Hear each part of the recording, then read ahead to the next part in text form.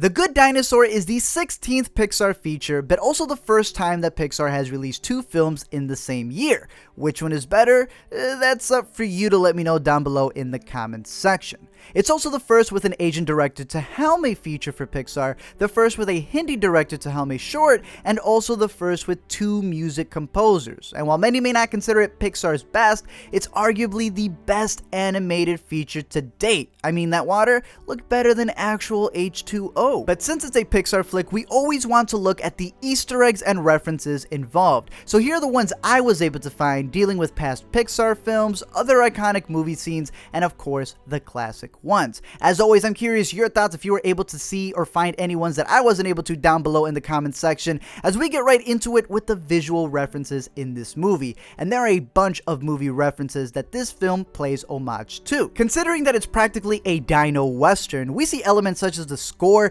that are very western-like, there's campfire chats, there's even scenes where they're rattling up the herd, and Peter Sun, the director, even said he was inspired by the Robert Redford survival story in Jeremiah Johnson. Of course, with it being a Disney movie that also deals with animals in the wilderness, there's obviously going to be some Lion King references, and we see that clearly with some of the scenery. I would say even with the raptors, they're pretty much the hyenas from the Lion King, and of course having the trademarked Disney parent death that always seems to be accompanied by a stampede, but this time the stampede was with water when we see Papa's death. Jurassic Park obviously wasn't going to be avoided when you're dealing with dinosaurs, and we see that with a T-Rex scene, which, going back to the Western element, you're obviously going to have some voice work done by Sam Elliott. And connecting Sam Elliott, we even see a Big Lebowski reference. We all know the line, "The dude abides," but here we have a similar line in where someone says, "The storm provides," which Sam Elliott says is way too similar to just be a coincidence. The classic Jaws is even referenced in the sky as we see the beaks of raptors just grazing through the skyline of the clouds.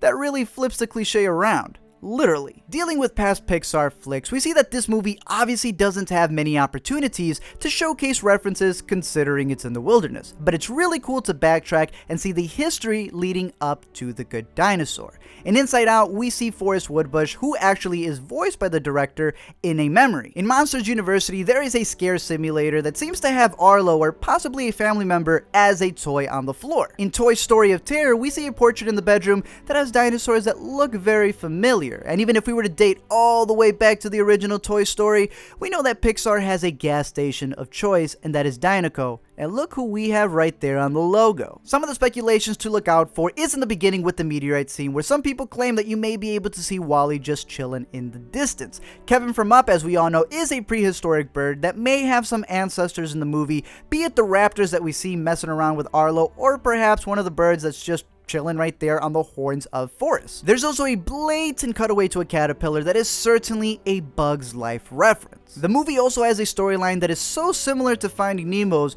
that it could have been called Finding Arlo. But of course, Pixar likes to foreshadow up-and-coming projects, so look out in the river scene for a possible reference for Finding Dory. Resemblance with Spot and his great fish-killing brace-wearing granddaughter Darla is also something that people have noted, and man, they do look pretty similar and both act pretty crazy. Some of the things that aren't necessarily Easter eggs or references but are cool things to note is that this movie, I believe, is the first Pixar film to have a trip out scene and where we see them eating berries and then just having hallucinations. There's also a decapitation scene for all those who are very PC and were on board with the whole, hey, Frozen has a hidden agenda, that may not be happy in this movie, but just know that that violence has been around in other dino animations such as The Land Before Time and even Disney's Dinosaurs. More so, the film does seem to support the creationist museum reality where dinos and humans roam the earth, but also plays with the notion of religion/atheism with the aforementioned "the storm provides" quote, which makes it seem like a fictional deity that promotes violence and craziness. Getting pretty luxo ballsy there, Pixar. However, let's get into the classics, with the easiest one to spot being John Ratzenberger's voice work as Earl the Crazy Raptor.